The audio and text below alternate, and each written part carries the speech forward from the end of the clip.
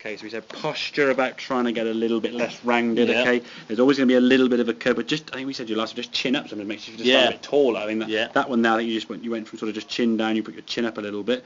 But what we're looking at now is in some ways less wrist, more shoulder turn. If the posture's poor, you can't turn your shoulders, so that some substitute in the body has to work. You say that's not bad. That's good. That's great. I mean, that great. Looks, that looks the really club good. at the top of the backswing looked good there. Doesn't it? And I do. No, exactly. And you can see. And you know it what you've good been as a saying. non-golfer. Well, not a non-teaching golfer. Don't break your wrist. Yeah, exactly. I'm thinking there's nothing at all. Club. Yeah.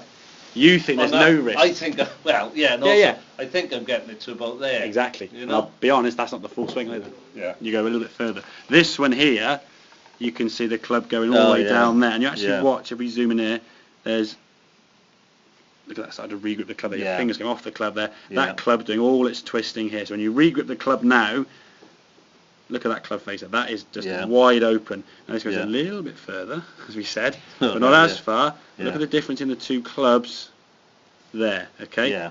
Now that club face now is a little bit more in line. It's not perfect yet, but that, to be fair, is aiming that way, whereas that is aiming now towards the target. Yeah. If you hit a golf ball off that club face, it goes straight towards the target there, wouldn't it? It's pointing literally down there, but it should be pointing over towards that mirror on the right there. So you're getting the club now in a much better position, and again, it's not quite so upright and so steep. Yeah. Okay.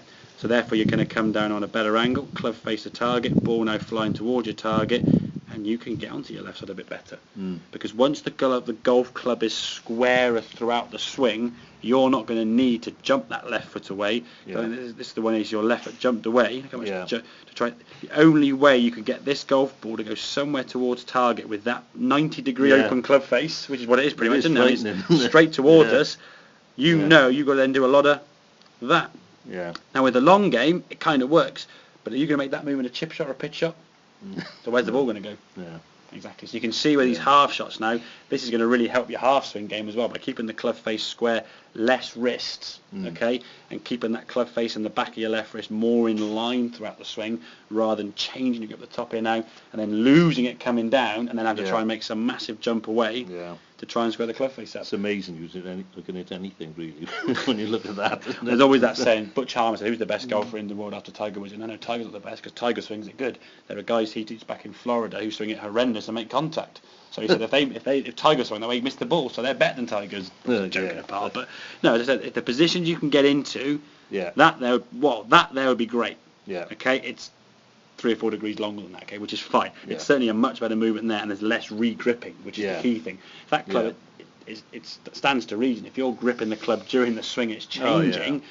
Why even aim the club to start with? I mean, Just stick it down somewhere on the ground and re-grip it. But I mean, if we can get that club now staying within the fingers better and more secure, it's not going to be as open there as we can see. So when it comes back to the golf ball, you've got a fighting chance to return that club back to the ball there now. It's a little bit dark, but that club face is pointing there, which is fine. That's about the angle, the arc of the club. It should be a little bit right, and it does that, okay? Whereas the other one was aiming sort of out here somewhere, sort of 90 degrees to target. So, as you said, very difficult. Unless you jump away, you're going to shank it. Yeah. So the jump away was almost having to be there. Yeah, it's clearing everything out to hit it left, really, isn't it? Hit it left to where the club's pointing. The club's pointing over there, left to where the club's pointing is there, and that kind of goes sort of straight towards target. Sometimes. It works something. Exactly. So when it works well, 37 points. When not so good, 25 and under. So keep that wrist out of it. In your mind, it feels no risk at all, because you can see there is still going to be risk, as we see. Yeah. That feels to you nothing, doesn't it? Yeah. So it's not letting this collapse and wrist and fall away. Okay, makes sense? Yep. Good man. I'll have a couple more then, buddy. Okay, we'll have a